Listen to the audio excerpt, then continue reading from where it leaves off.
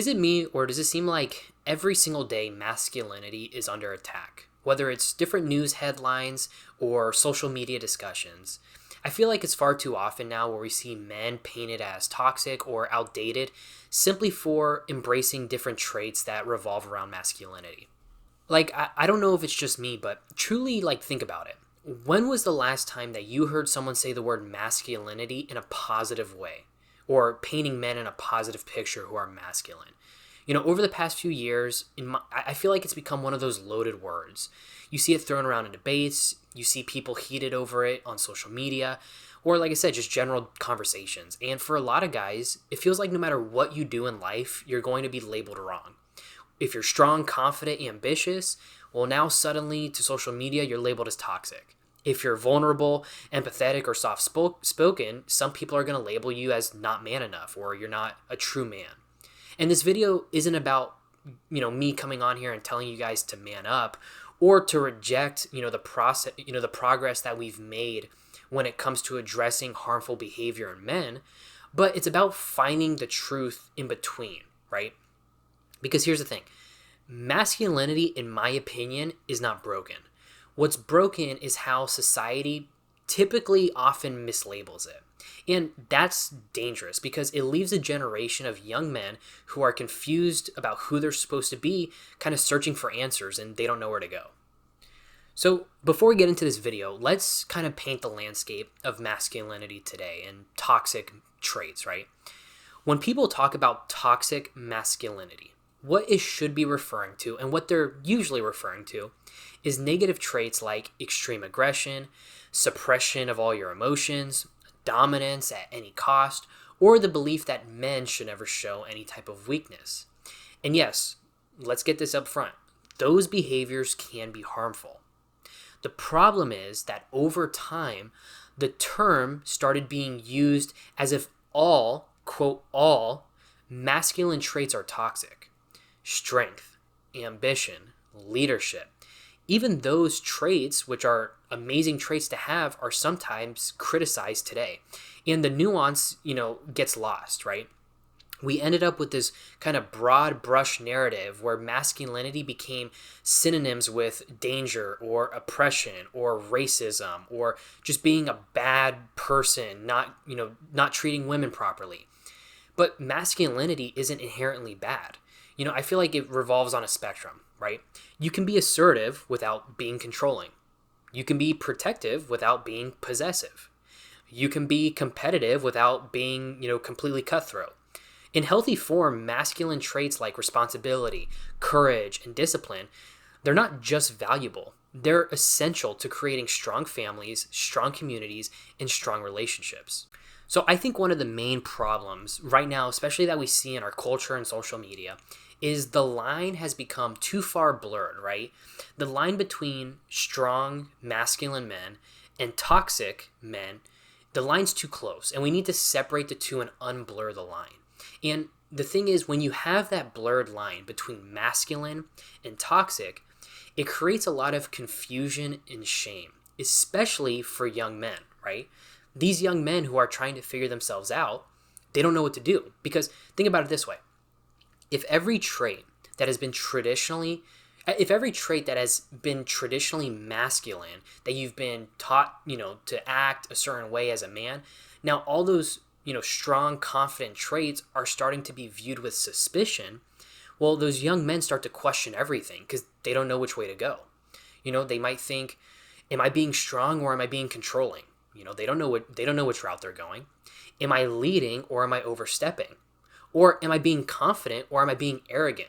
And that line becomes very blurred, especially in these young men, because once again, traditionally, we're taught to behave and act a certain way, but now with the new culture and social media, it's telling us that those ways we act are toxic and we don't know what to do. And this constant self-policing can make men hesitant to act at all. And I feel like this is another big reason why we have a lot of, depressed or a lot of young men who just have no drive to do anything because they're afraid of judgment. And the hesitation often turns into a lot of withdrawal from these young men. So what's the result out of this? Well, the result is a generation of men who are less engaged, less confident, less, sure of their place in the world. And when men withdraw, communities lose fathers, they lose mentors, they lose, leaders and protectors. And it's a big problem. And I think a lot of you guys can probably relate to this, seeing this generation of young men who just aren't engaged anymore and not confident. And it's not just a cultural problem. Truthfully, it's a men's mental health problem. Studies have shown that men already struggle to open up emotionally, and this cultural pressure adds another layer of silence on top of men. So, for example, the US is already facing a mental health crisis for men. Suicide rates for males being nearly 4 times higher than for females in most age groups. When healthy masculinity is discouraged, those numbers don't go down, and they won't go down as long as this continues. They're only going to get worse.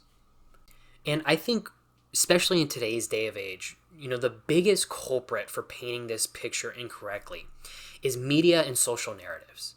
The media loves extremes. In movies, TV shows, viral videos, you have 2 types of men. You have the men that are often portrayed as hyper-aggressive, abusive, and selfish, or you have the male that's completely passive and clueless and doesn't know what to do and needs to depend on every single other person to help them. But the truth is there's a middle ground between both those types of males.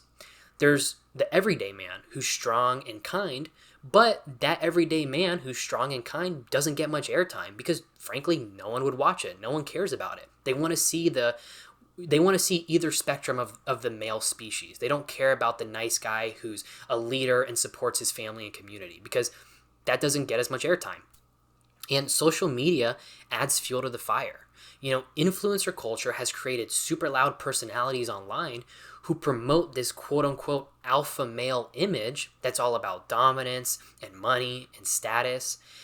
And unfortunately, some young men get pulled into that because they want to feel powerful and they want to feel respected, especially when they feel society is telling them that their natural instincts are wrong. They want to go against that. But the danger is that these alpha male, images at some points are just as damaging as the quote unquote all masculinity is toxic narrative because they're just the other extreme of it. And here's the twist. If you strip away all the noise, a lot of what men are craving from these influencers is actually pretty valid. They want discipline, they want direction, they want purpose, they want respect, they want to be successful. But the problem is it gets wrapped up in unhealthy behaviors and unhealthy personas that can make them come off worse in the long run.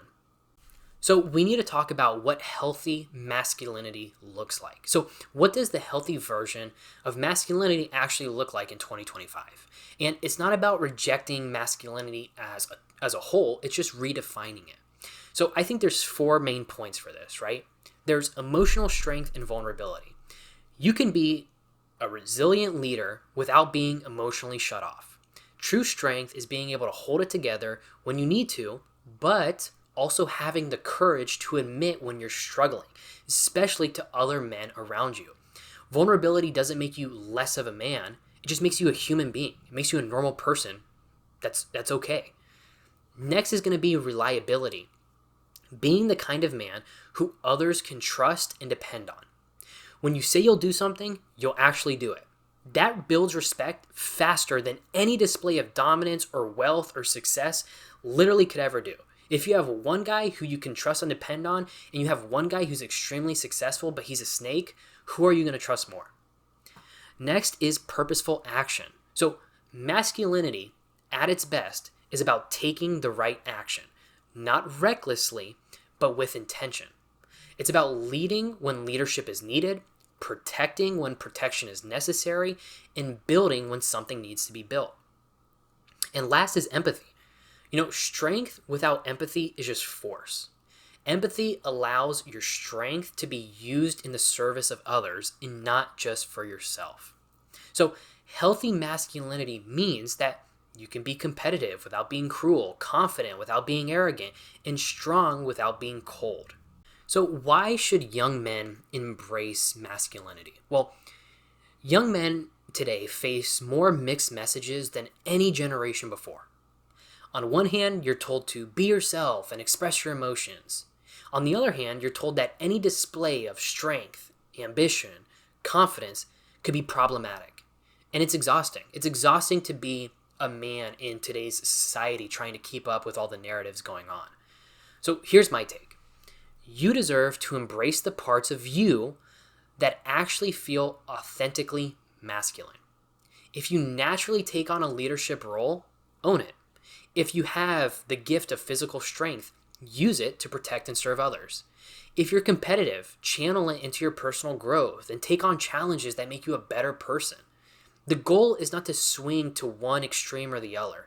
It's to integrate the best of both worlds. The discipline, the resilience, and the drive that's always been a part of masculinity, combined with the empathy, self-awareness, and openness that modern society is craving and seeks from men. And the truth is, I feel like, especially with how masculinity is shaping today, it's drawing a lot of men away from each other and putting a lot of men in isolation.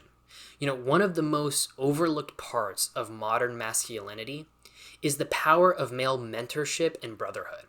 For thousands of years, young men have learned how to be men, not from social media, not from women, from men. Not just their fathers, but also from a community of older men, uncles, coaches, leaders, and role models who could pass down wisdom, guidance, life skills. For me personally, I have a great father. He's taught me, many, many life skills. But I've played sports where I've had great coaches. I did martial arts where I had a great master who taught me a lot of things about discipline.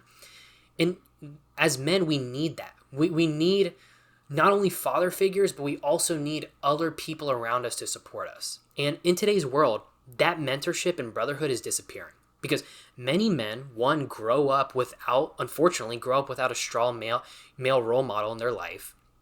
And the media is going to fill that void with these fake celebrity personalities or online influence who probably don't have your best interests at heart. So rebuilding that sense of brotherhood is vital in today's world. It means finding people, in your life, whether it's a mentor or a coach or a faith leader, or even just a close group of good friends who are going to hold you accountable, encourage you in life, and remind you of your true potential. Brotherhood also gives men a space to talk about the challenges they face without judgment. Because as a man, if you go to social media or anything like that, you're going to be labeled as one thing or the other. Where if you have a small group of people you can truly go to in a judgment-free space, it allows you to sharpen each other. You can celebrate each other's wins and push each other to grow, and not through shame, but just through genuine support. So masculinity thrives in community and not isolation. And the stronger our bonds are as men, the more that we can model healthy masculinity for the next generations to come. All right, so my last topic here. Masculinity as a whole is good in society. When masculinity is expressed in its healthiest form, it becomes one of the most powerful forces for good in the world, in my opinion.